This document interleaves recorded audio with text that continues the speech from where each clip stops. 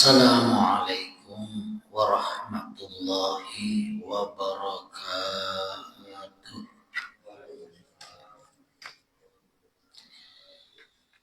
Alhamdulillah wassalatu wassalamu ala Rasulillah wa ala alihi wa sahbihi wa man wala.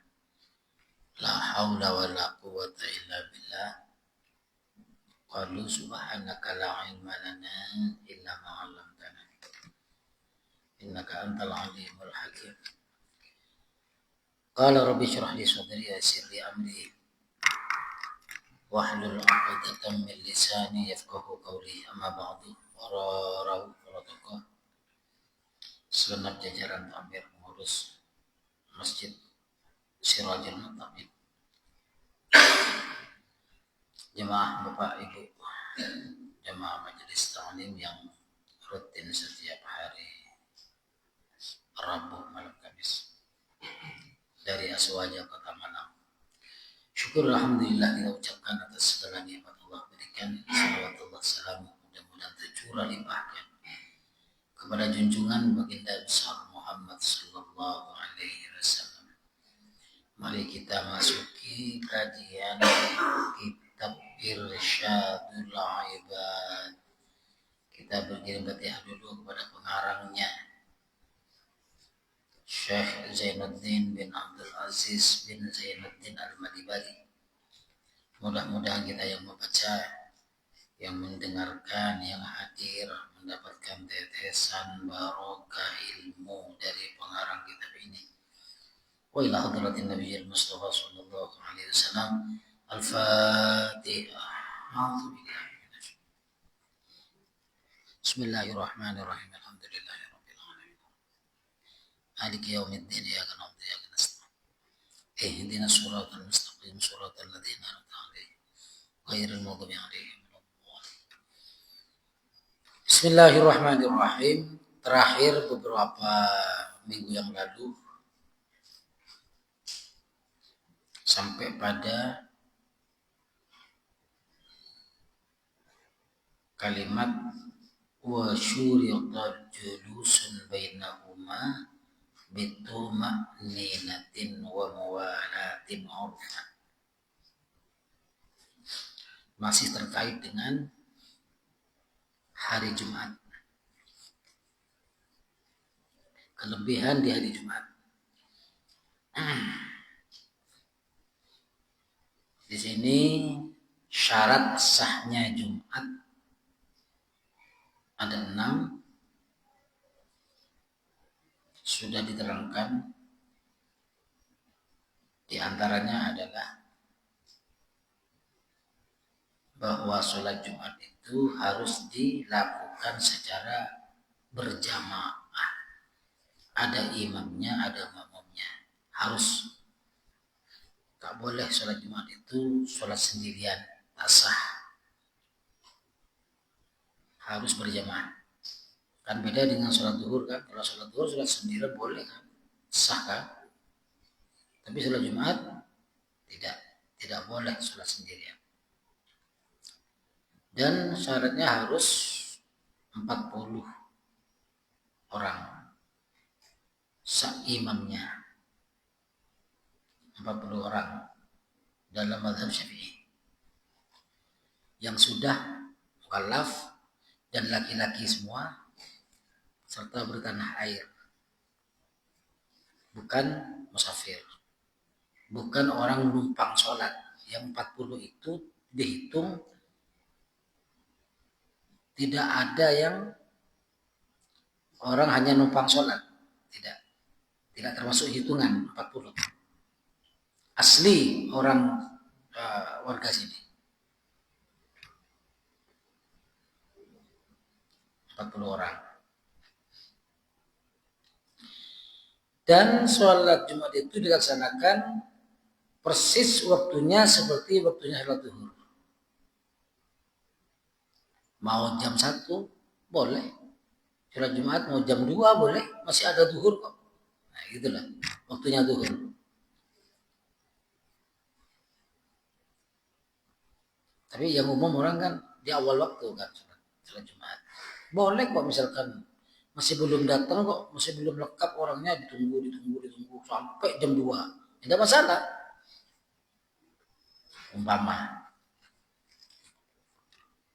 Asalkan belum adzan asar. Tidak, Jumat tidak boleh berbilangan. Cukup satu saja di satu kampung. Cukup satu saja Jumatan. Tidak dibenarkan dalam mazhab Syafi'i satu kampung ada 2 Jumatan. Tidak dibenarkan. Satu kampung ada 2 Jumatan. Cukup satu. Tapi Syafi'i lah, mazhab Syafi'i. Ada mazhab yang lain boleh. Jadi umpama kepepet di kota, kepepet kalau hanya satu masjid ini tidak memungkinkan, harus 2, misalkan harus 3. Ya pindah imam dulu, pindah mazhab dulu, tidak ikut Imam Syafi'i, gitulah, supaya boleh.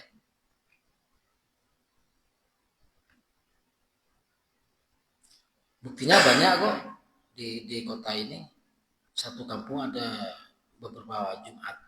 Adapun masjid, ya boleh 1000 masjid, boleh satu kampung, boleh bikin masjid boleh banyak. Tapi Jumatannya tetap satu. Kecuali sulit dipertemukan jemaahnya, maka boleh ada 2 Jumatan. Kalau disatukan, jemaahnya nggak memungkinkan, nggak bisa berkumpul bareng. Katakanlah NU Muhammadiyah nggak bisa disatukan. Maka di sini NU sebelahnya ada Masjid Muhammadiyah, nggak masalah. Karena kalau disatukan, angel dipertemukan jemaah ini. Harus bikin masjid sendiri-sendiri atau Jumatan sendiri. Ya berarti memenuhi syarat untuk ada 2 Jumatan. Karena ini alasannya, karena kalau disatukan angel dipertemukan jemaahnya.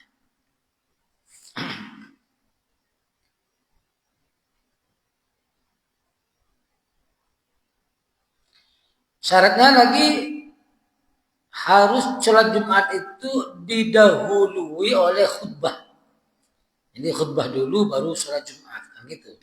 Beda dengan sholat Id kan, kalau Id sholat dulu baru khutbah. Di Jumatan haruslah khutbah dulu 2 kali baru sholat Jumat.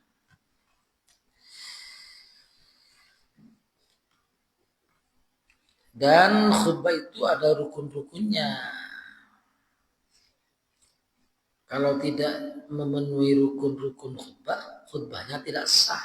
Kalau khutbahnya tidak sah, maka sholat Jumatnya pun tidak sah. Makanya khotib itu tidak sembarang khotib ya. Kalau pihak takmir mau mengangkat khotib, ya, ini jangan asal orang yang pandai berpidato. Tidak begitu. Ya. Orang yang ngerti fikih, ustadz yang ngerti fikihnya sholat Jumat ini, itu yang direkrut untuk menjadi khotib. Jangan karena bagus pidatonya lalu diundang atau tidak begitu, Karena banyak juga kan orang yang pinter pidatonya tapi nggak ngerti urusan sholat Jumat, fikihnya nggak ngerti. Banyak begitu, itu banyak. Makanya lebih baik merekrut khotib yang ngerti fikih Jumat walaupun tidak bagus pidatonya. Gitu kan. Tapi akan lebih baik lagi pidatonya bagus, tapi juga ngerti fikih. Itu yang bagusnya.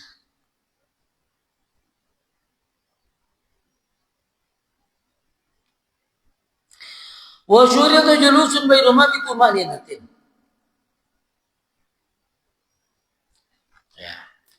Rukun-rukun khutbah ini baca alhamdulillah, baca sholawat, wasiat taqwa, baca ayat, baik di khutbah pertama atau di khutbah kedua. Baca ayat, lalu berdoa untuk kebaikan mukminat, mendoakan kebaikan untuk orang mukmin di khutbah yang kedua. Ada ngerti seperti ini, khutibnya ngerti seperti ini. Makanya khutib itu sampai lacak rekam jejaknya. Ini Ustadz ini mau direkrut sebagai khutib, tapi ini lulusan mana? Jadi benar-benar sanad keilmuannya itu jelas. Oh, ini santrinya Kiai Anwar, nah gitu loh. Tidak sembarang orang, harus betul-betul hati-hati.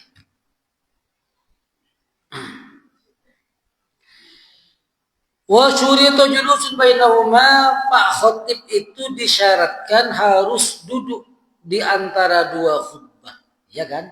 Jadi kalau khutbah itu khotibnya kan duduk, kalau selesai khutbah pertama duduk dulu sebentar.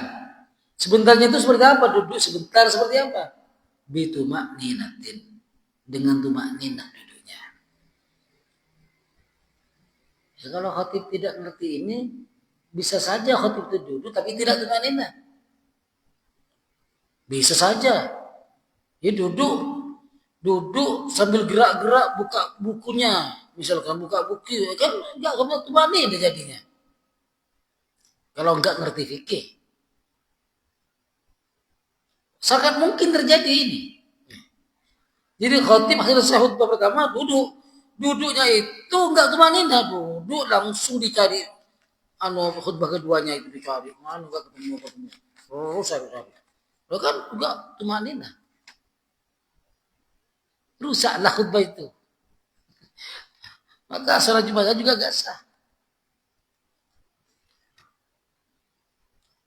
Jadi duduk seperti orang sholat lah, duduk tumakninah. Sekedar membaca Subhanallah bihamdi, subhanallah bihamdi. Kira-kira itu ukurannya. Perkara kalau sudah selesai tumakninahnya, perkara mau bergerak silahkan. Tapi tumakninah itu ada. Bayangkan, kalau enggak ngerti fikih, sangat mungkin terjadi.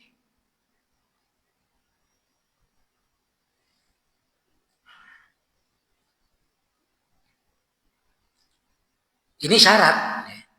Harus disyaratkan duduk khotib itu di antara dua khutbah dengan tumakninah duduknya. Ini syarat.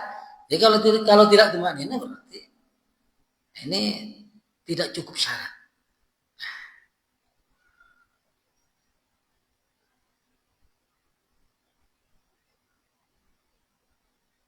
Wa muwalatun, dan disyaratkan lagi khotibnya itu harus muwalat,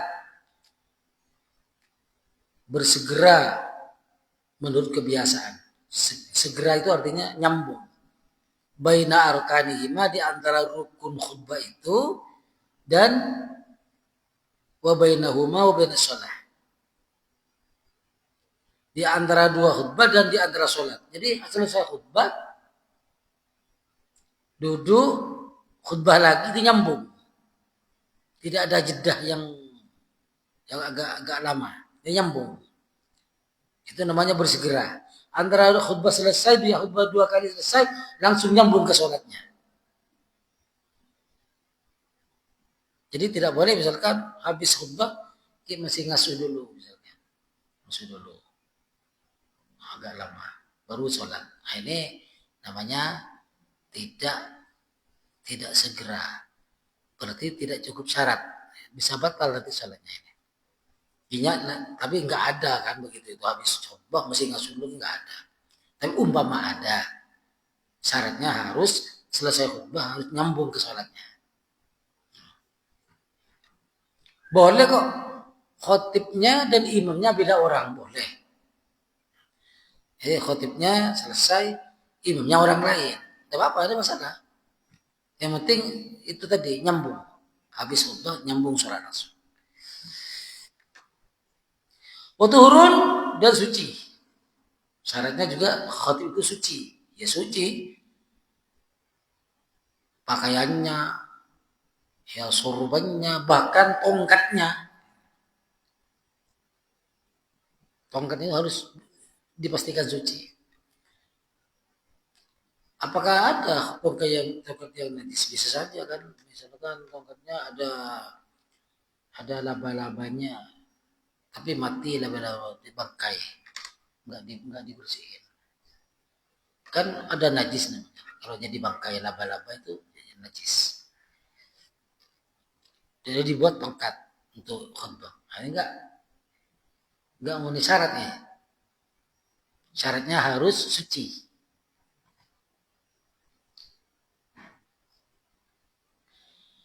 Wasitrun dan menutup aurat. Iyalah. Misalkan sama dengan sholat. Khutbah itu sama dengan sholat. Gantinya sholat 2 rakaat. Kan duhur itu kan 4 rakaat. Kenapa kok Jumatan kok 2 rakaat?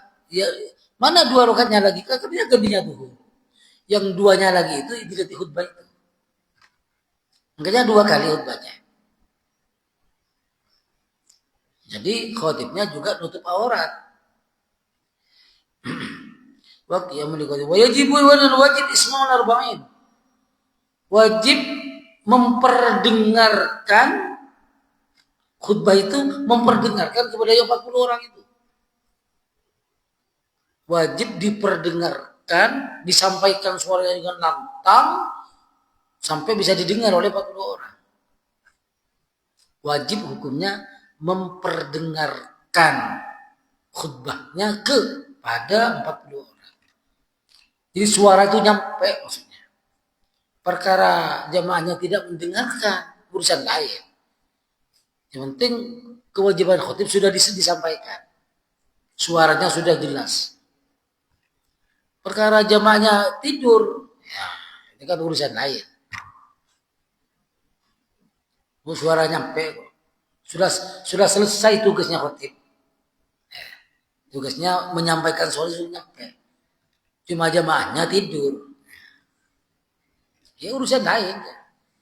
Artinya khutbah itu sudah sah.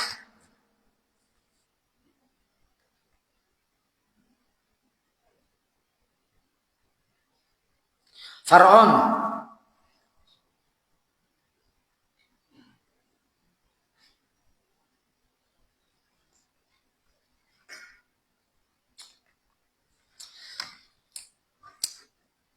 Tadi menyinggung jamaah yang 40 orang itu harus bertempat tinggal, harus warga sekitar. Sekarang pertanyaannya, bagaimana kalau ada jamaah yang punya 2 tempat, punya 2 tempat tinggal, kadang di sini, kadang di apa itu sana, Doyo ya, Doyo, atau di Gribik lah, kadang di Gribik, kadang di sini, tempatnya 2. Apakah itu orang juga masuk hitungannya 40? Misalkan sholat di sini itu orang, apakah juga masuk hitungan 40? Tadi kan disebut orangnya yang 40 itu harus bertempat tinggal, harus orang sekitar, orang di sini. Bagaimana kalau tempat tinggalnya ada 2? Kadang di Gribik, kadang di sini. Apakah masuk hitungan 40 juga kalau kebetulan sholat di sini? Ini jawabannya. Man lahu maskanani bi baladaini. Kalau ada orang yang punya 2 tempat, bi baladaini di 2 desa, 2 kampung, 2 desa. Di mana yang dianggap, yang dihitung? Fal ibrah bima kasurat fihi iqamatu. Maka yang dihitung itu, yang dihitung 40 itu nanti yang lebih sering dia tinggal. Lebih sering pulang kemana dia? Kalau lebih sering tinggal di Geribik, suatu saat sholat di sini Jumatan, maka tidak dihitung 40. Gitu ya, di sini. Karena lebih sering tinggalnya di sana. Di sini jarang-jarang. Nah, karena jarang-jarang di sini, kebetulan sholat Jumat di sini, jamaahnya 39, 40 dengan orang ini. Enggak termasuk orang yang enggak dihitung orang ini. Tetap dihitung 39 masih. Walaupun ada orang ini karena lebih sering ada di Geribik orang.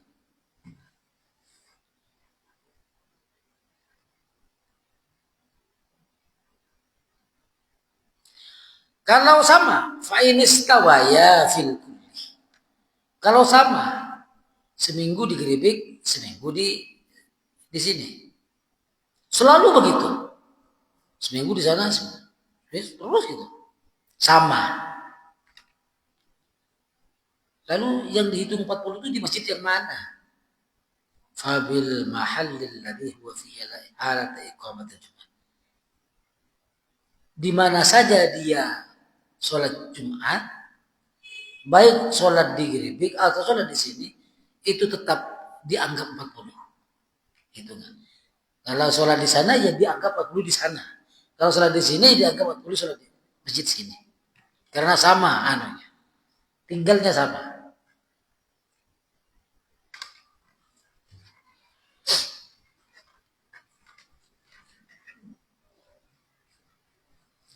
Tapi ini Syafi'i loh.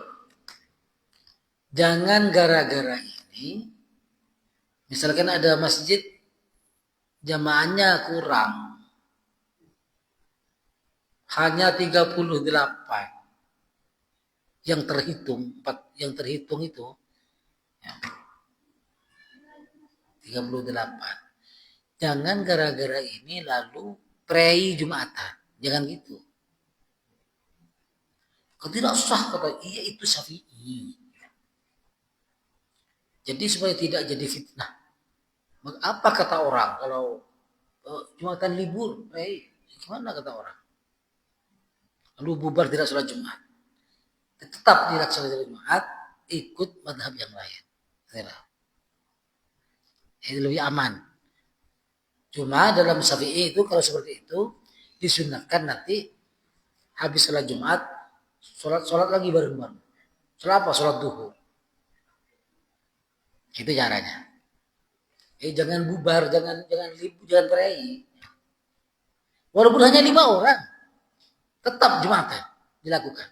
Cuma habis sholat Jumat nanti sholat lagi, tapi sholat duhur.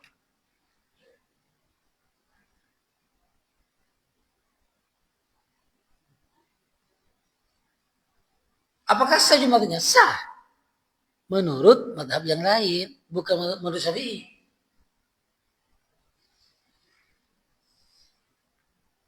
Banyak, ya banyak masjid-masjid di kota yang jemaahnya tidak nyampe 40 banyak. Ada lah ya. Itu tetap dilaksanakan Jumatannya. Ya ikut madhab yang lain, tidak ikut Syafi'i.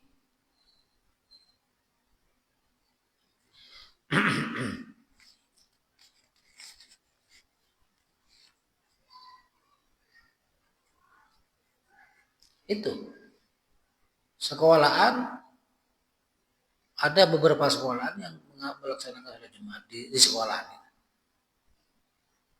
Jamaahnya orang mana? Murid-murid dari mana-mana itu. Bukan warga sekitar. Jadi kalau memang dihitung benar, nggak nyampe 40. Warga sekitarnya paling berapa? Tapi tetap Jumatan tetap berjalan Jumatannya. Ya itu tadi, ikut madhab yang lain. Nah, kalau masih bersikukuh ikut Syafi'i itu ya nggak jadi-jadi. Dalam keadaan kepepet ya. Babu ma yahrumu 'alal selesai urusan Jumat ya. Kelebihan dan keistimewaan hari Jumat, malam Jumat itu sudah dianggap selesai. Dengan Banyak amalan-amalan di hari Jumatnya sudah disampaikan semua. Dianggap selesai. Sekarang pindah bab. Babu ma yahrumu 'ala rajuli min istimali haririn sorfin wa haliyi naqdin wa man tashabbaha bin nisa. Bab ini menerangkan haram bagi orang laki-laki, haram ya, kalimatnya jelas, haram orang laki-laki memakai sutra sorfin yang murni, sutra asli, haram. Loh, banyak orang pakai sarung ada tulisannya sutra asli. Itu hanya tulisannya tok. Kalau asli enggak seperti itu, enggak asli. Itu campuran sudah. Asli 100%. Enggak asli. Jadi boleh saja pakai. Sutra asli kan gitu. Kalau sutra asli enggak seperti itu kainnya.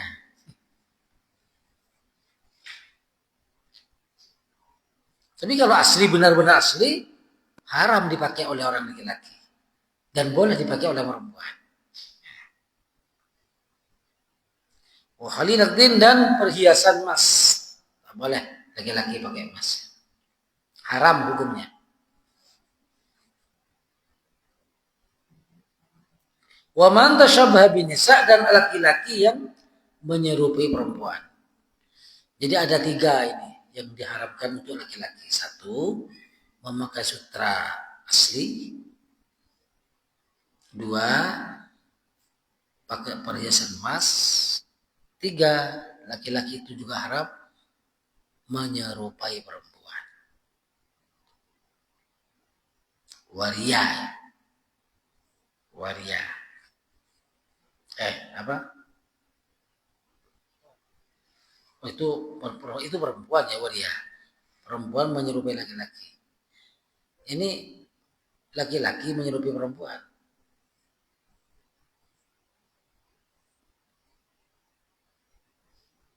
Haram.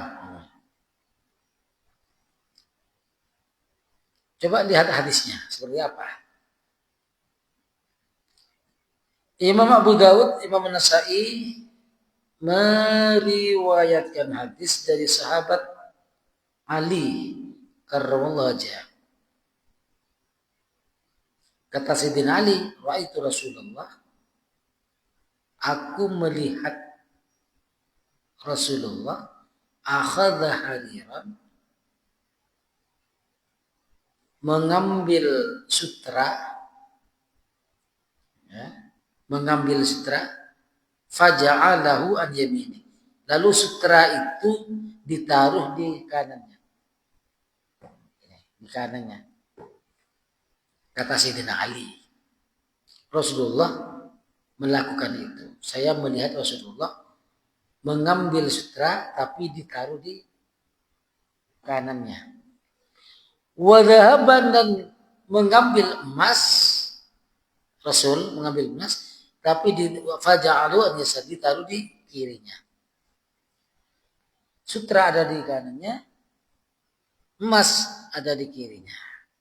Itu yang dilihat oleh Sayyidina Ali.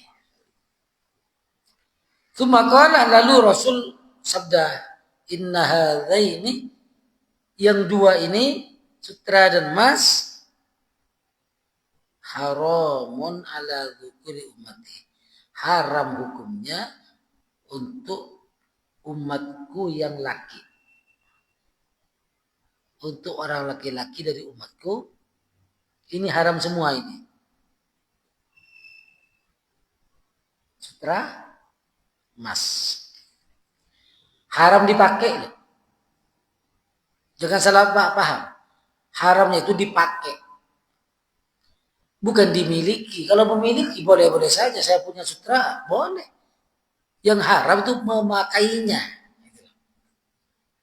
Saya punya emas, boleh-boleh saja. Tapi yang haram itu dipakai buat cincin atau pakai kalung, gelang, dipakai pokoknya. Buat anting laki-laki haram. Dari emas.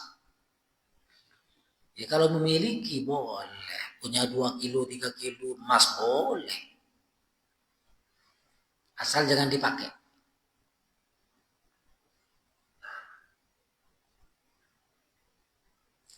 Imam Hakim juga ikut meriwayatkan hadis, kata Rasul, man labisal harir fid dunya lam yalbashu fil akhir. Siapa orang yang memakai sutra di dunia, maka nanti di akhirat orang ini tidak boleh memakainya. Karena sudah dinikmati di dunia. Jangan berharap orang ini nanti di akhirat akan memakai sutra lagi. Enggak boleh, sudah dipakai di dunia. Sudah diambil bagiannya di dunia. Jangan minta di akhirat. Di dunia kan haram. Apa yang haram di dunia, semua yang haram di dunia, zina apa sembarang yang haram di dunia, khamr kan haram kan di dunia, nanti menjadi halal semua di akhirat. Jadi kalau dia berani melakukan yang haram, memakai sutra atau minum khamr atau apalah berzina, nanti di sana tak ada pembagian sana. Tak ada bidadari. Ya, bagi orang yang bertahan nafsunya dikendalikan, tidak berzina, nanti di akhirat akan dapat bidadari tanpa menikah. Itu loh. Jadi enggak ada zina di sana, enggak ada yang haram nanti di sana. Halal semua. Kata Rasul, kalau yang memakai sutra di dunia, nah nanti di akhirat tidak boleh memakai sutra. Waman syaribal khamra fid dunya, siapa yang minum khamr di dunia, lam yashrabu fil akhirah, maka nanti di akhirat tak boleh minum itu khamr itu. Sudah diambil bagiannya di dunia. Wa man syariba fi aniyatidh dhahab, siapa yang minum memakai bejana emas, kan enggak boleh kan? Ini gelasnya dari emas. Lalu minum kopi pakai gelas emas, tak boleh, haram. Siapa yang minum pakai bejana, pakai gelas emas dan perak, lam yashrab biha fil akhirah, maka di akhirat nanti tak boleh pakai bejana wadah dari emas dan perak.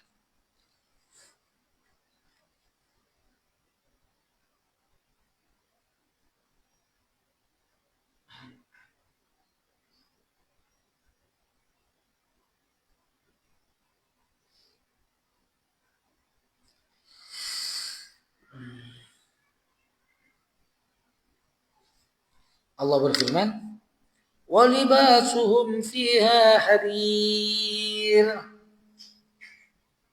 Surat Fatir ya. Pakaiannya orang penduduk surga itu nanti harir, pakaiannya sutra. Senang palingnya, pakainya sutra. Seperti apa? Itu sutra dia di surga. Dia jauh, pasti nggak sama dengan sutra di dunia. Sutra di dunia ya sudah bagus lah.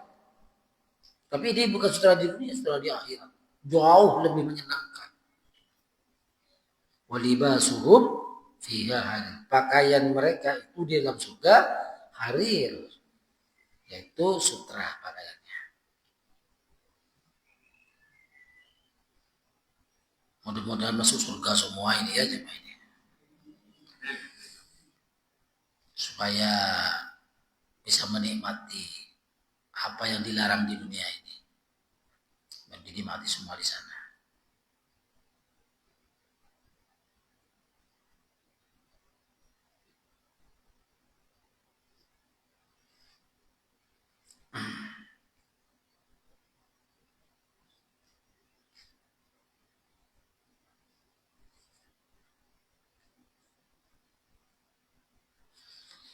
Wa huwa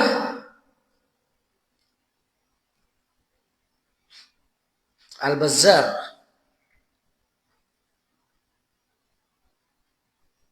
meriwayatkan hadis Rasul berkata, "Man kana yu'minu billah," siapa yang beriman kepada Allah, wal yaumil akhir, dan beriman pada hari kiamat, fala yalbas hariran, maka janganlah memakai sutra, wala dhahaban, dan jangan memakai emas. Kalau memang benar beriman kepada Allah. Jadi kalau dia mengaku beriman, saya beriman kepada Allah, saya muslim, tapi senang pakai sutra, senang pakai emas, maka orang ini patut dipertanyakan ya keberimanannya. Benar beriman tak orang ini? So, kalau memang beriman nggak boleh pakai sutra dan emas. Jadi benar-benar dilarang.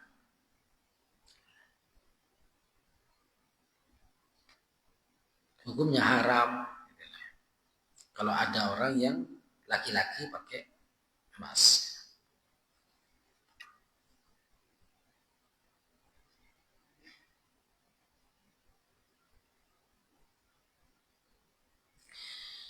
Wan Nasa'i, Imam Nasa'i meriwayatkan hadis Rasul bersabda, "Anna rajulan,"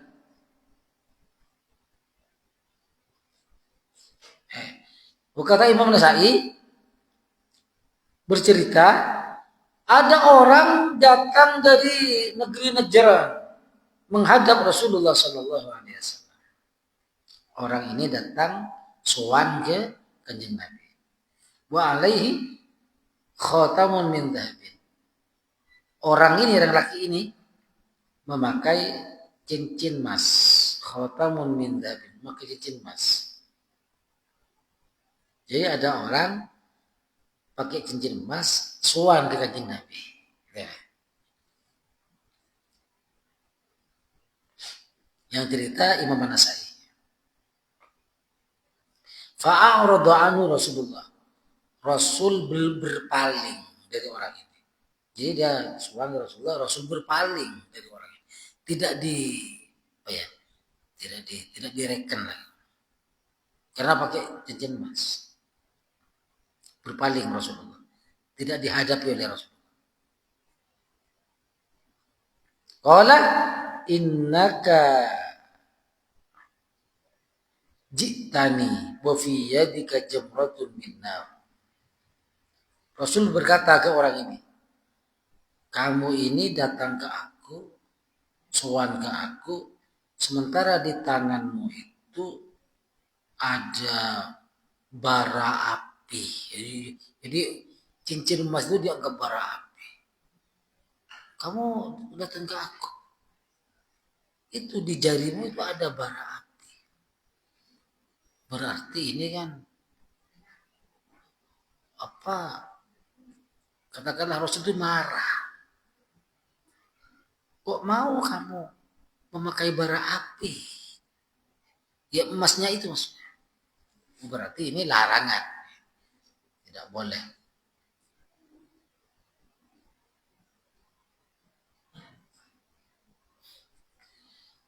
Imam Muslim juga hampir sama. Imam Muslim meriwayatkan hadis innahu sallallahu alaihi wasallam bahwa Rasul ra'a khataman min dhabin, melihat cincin emas di fi yadi rajulin, di tangannya orang laki-laki. Rasul melihat cincin emas dipakai oleh orang laki-laki. Lalu fanaza'ahu, oleh Rasul dicabut. Cincin itu dicabut, fanaza'ahu dicabut oleh Rasul, dilepas oleh Rasul, wa tarahahu, dan langsung dibuang oleh Rasul. Dilepas oleh Rasul dari tangannya orang itu, lalu dicampakkan gitu. Terus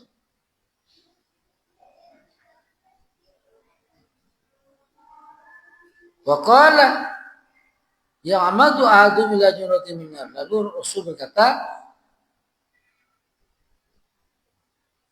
sengaja orang memakai bara api. fayaj'aluha fi yadihi.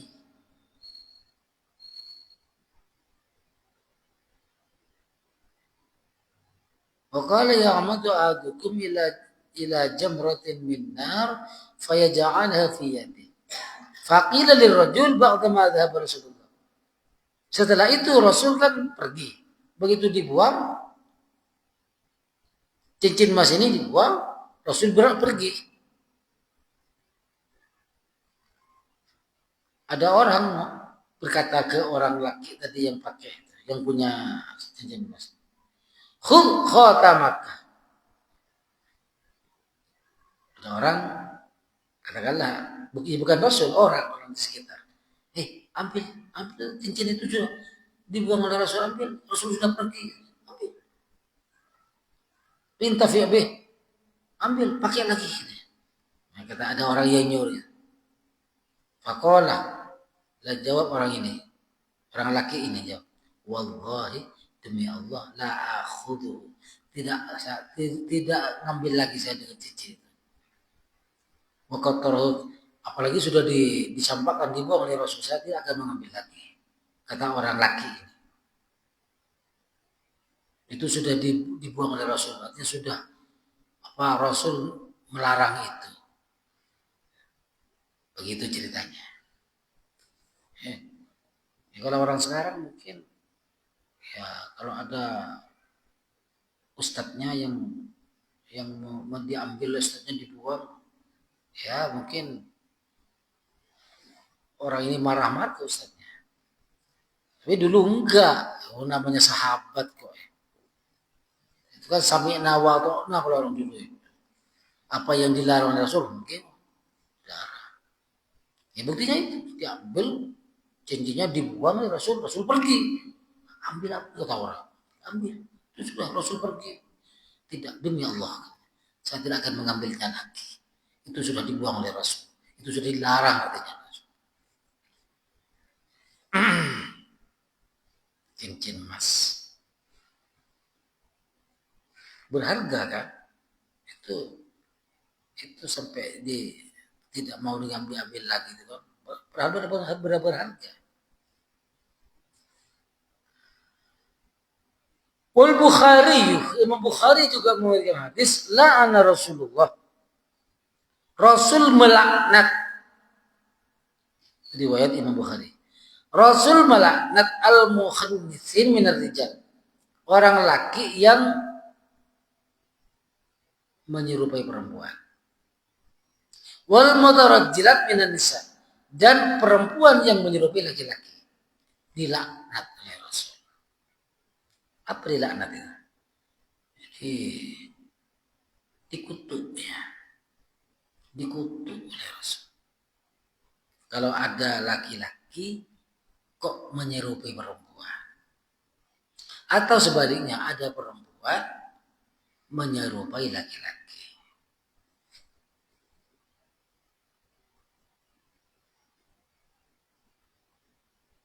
Banyak orang sekarang ya ada lah. Ada. Orang laki-laki mewetok, orang wetok melaki-laki.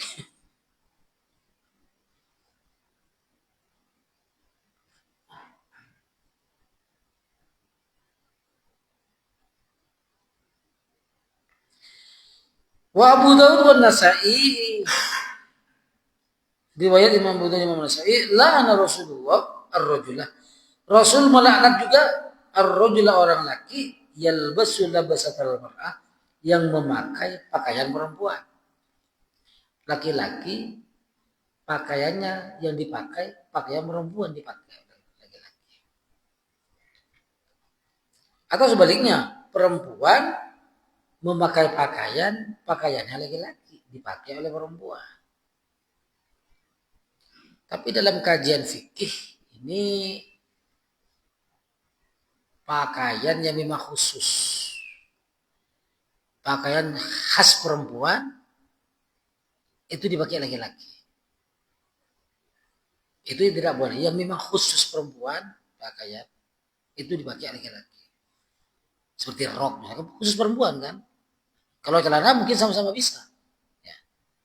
Perempuan bisa pakai celana, laki bisa pakai celana. Ya seperti rok, masa ada laki-laki pakai rok? Kan pakaian khusus perempuan. Seperti BH. BH kan punya perempuan, khusus perempuan. Oh dipakai laki-laki. Nah ini tidak boleh. Pakaian yang khusus perempuan dipakai laki-laki. Atau khusus laki-laki dipakai perempuan.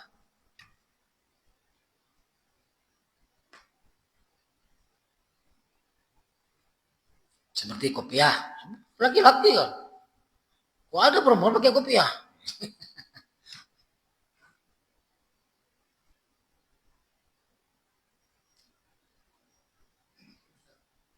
Ya.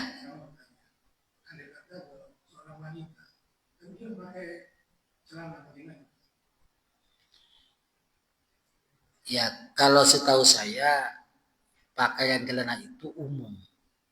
Sama-sama bisa. Jadi tidak masalah perempuan pakai celana, ada masalah. Kenapa? Karena yang dipakai celana yang dipakai itu memang pakaian perempuan juga itu. Ini yang tidak boleh pakaian khusus. Ya saya contohkan tadi BH. Kan memang punya perempuan tuh kan. Kok dipakai laki-laki gitu loh. Walaupun hanya untuk hiburan misalkan. Tetap nggak boleh. Misalkan ada acara festival atau apa untuk untuk apa namanya untuk ya untuk hiburan lah. Nggak boleh, nggak boleh. Laki-laki pakai perempuan, perempuan pakai laki-laki. Nggak boleh.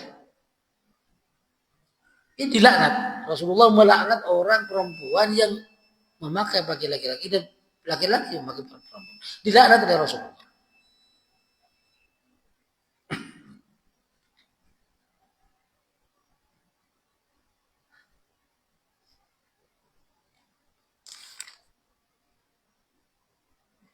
Ya, bisa disambung di lain kesempatan. Mudah-mudahan waktu yang sangat singkat ini dijadikan ilmu ini jadikan ilmu yang bermanfaat. Allahul muwaffiq li aqwamit thariq. Assalamualaikum warahmatullahi wabarakatuh.